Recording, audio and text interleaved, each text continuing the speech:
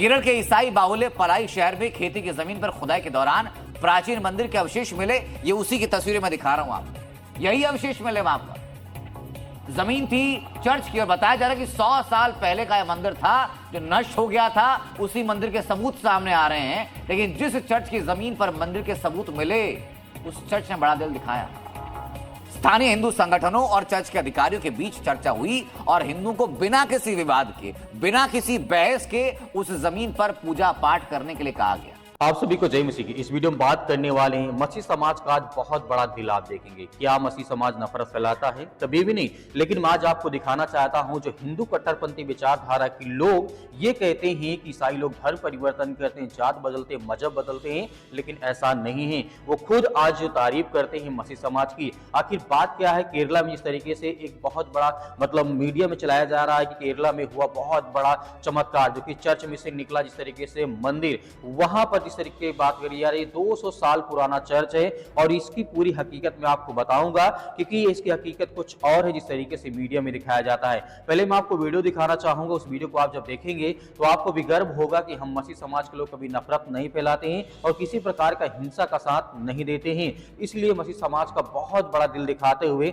मंदिर जहां पे निकला था वहां को जिस तरीके से पूजा का स्थान जिस तरीके से बना दिया गया है, वहां पे प्रार्थना सभा भी लोग करने लगे हैं। तो आइए मैं आपको दिखाना चाहूंगा इस वीडियो को, इस न्यूज को देखिए। उसके बाद मैं पूरी हकीकत आपको बताता हूं आखिर वहां पे मंदिर क्यों निकला है। तो वहीं भारत में मंदिर और मस्जिद को लेकर सदियों से विवाद चले आ रहे हैं। चाहे अयोध्या का बाबरी मस्जिद और राम मंदिर विवाद हो, या वाराणसी के ज्ञानवापी और मथुरा की शाही ईदगाह मस्जिद का विवाद हो। अयोध्या विवाद लगभग 200 सालों के बाद कोर्ट में सुलझा, तो काशी और मथुरा का मामला भी अभी भी कोर्ट में है। लेकिन इसी बीच एक खबर आती है केरल से। केरल के एक चर्च ने ऐसी नजीर पेश कर दी जिसकी चर्चा वहां से 2300 किलोमीटर दूर काशी में है, 2500 किलोमीटर दूर मथुरा की गलियों में। केरल के ईसाई बाहुल्य पलाई शहर में खेती की जमीन पर खुदाई के दौरान प्राचीन मंदिर के अवशेष मिले। ये उसी की तस्वीरें मैं दिखा रहा हूं आपको। यही अवशेष मिले वहां पर। जमीन थी चर्च की और बताया जा रहा है कि 100 साल पहले का यह मंदिर था जो नष्ट हो गया था। उसी मंदिर के सबूत सामने आ रहे हैं, लेकिन जिस चर्च की जमीन पर मंदिर के सबूत मिले उस चर्च ने बड़ा दिल दिखाया। स्थानीय हिंदू संगठनों और चर्च के अधिकारियों के बीच चर्चा हुई और हिंदुओं को बिना किसी विवाद के, बिना किसी बहस के उस जमीन पर पूजा पाठ करने के लिए कहा गया। पहले यह जमीन एक ब्राह्मण परिवार के स्वामित्व में थी। वक्त बीता, जमीन कैथोलिक चर्च के पास आ गई।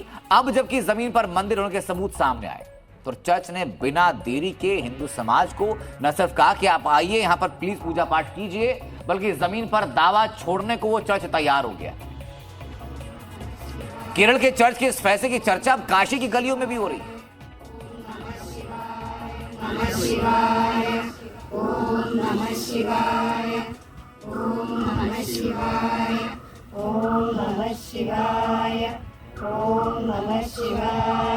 ईसाई समुदाय की ये पहल एक नज़ीर है, लेकिन समस्या यहाँ आती है कि जो आसमानी किताब पे भरोसा रखते हैं और जो संविधान पे भरोसा रखते हैं। संविधान पे भरोसा रखने वाले तो आपसी भाईचारा निभा लेंगे, लेकिन आसमानी किताब पे भरोसा रखने वाले से ये उम्मीद नहीं की जा सकती। बहुत अच्छा है और मेरा मानना ये है कि बाकी और जो कम्युनिटी है जिनके साथ हम हिंदुओं का जो कॉन्फ्लिक्ट चल रहा है उनको भी इसको अपनाना चाहिए। मुस्लिम समाज ने एक जगह बड़ा दिल दिखाया है।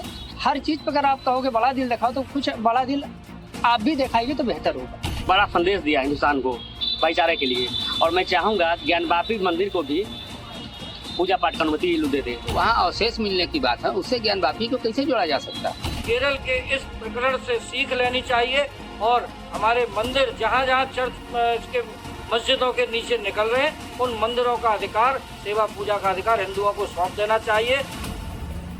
तो केरल में चर्च की जमीन पर हिंदू धार्मिक अनुष्ठान की इजाजत दिए जाने और जमीन पर दावा छोड़ने की पहल को सांप्रदायिक सौहार्द के रूप में देखा जा रहा है। जैसे ये घटना आपने देखा न्यूज चैनल में चल रहा है, लगातार चल रहा है, कई दिनों से चल रहा है। यहाँ पे बात करना चाहता हूँ जो जमीन है जो कि 200 साल चर्च जो कि पुराना है केरला में, लेकिन कुछ ब्राह्मण लोग थे जो प्रभु यीशु मसीह को स्वीकार कर लिए। उनके जमीन में जिस तरह ब्राह्मण को जमीन थी जहां पर वो निकला है मंदिर, वहां पर जिस तरीके से खुदाई के दौरान घर मकान बनाने के दौरान वहां पर देखा गया कि शिवलिंग जिस तरीके से वहां पे मंदिर मिलता है, वहां पे पूजा प्रसाद जिस तरीके से पूजा करने के लिए अथॉरिटी दी जाती है मसीह समाज के लिए। एक पल के लिए चर्च ने नहीं कहा कि नहीं हमारी जमीन में निकला है तो हम इसे पूजा नहीं करने देंगे, लेकिन चर्च जिस तरीके से वहां के ऑनर होते हैं वो तुरंत कहते हैं कि यदि आप मंदिर निकला है तो आप ये पूजा करिए, हमारा कोई हक नहीं, कोई अधिकार नहीं है, क्योंकि जो ब्राह्मण की जमीन थी उसके ही जो निकला है, ना कि चर्च में निकला है।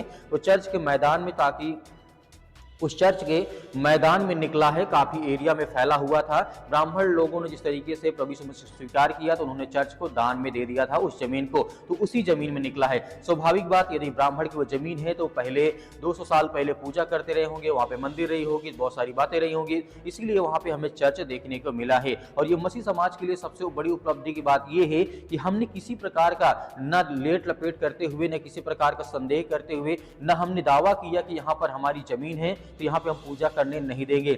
लेकिन सबसे बड़ी आज नसीहत दी जाती है कि मसीह समाज के लिए, क्योंकि मसीह समाज कभी भी किसी प्रकार का भ्रमित या किसी प्रकार का हिंसा का साथ नहीं देता है। इस पर क्या विचार रखते हैं आप हमें कमेंट बॉक्स में कमेंट करके जरूर बताइएगा। मिलते हैं नेक्स्ट वीडियो में।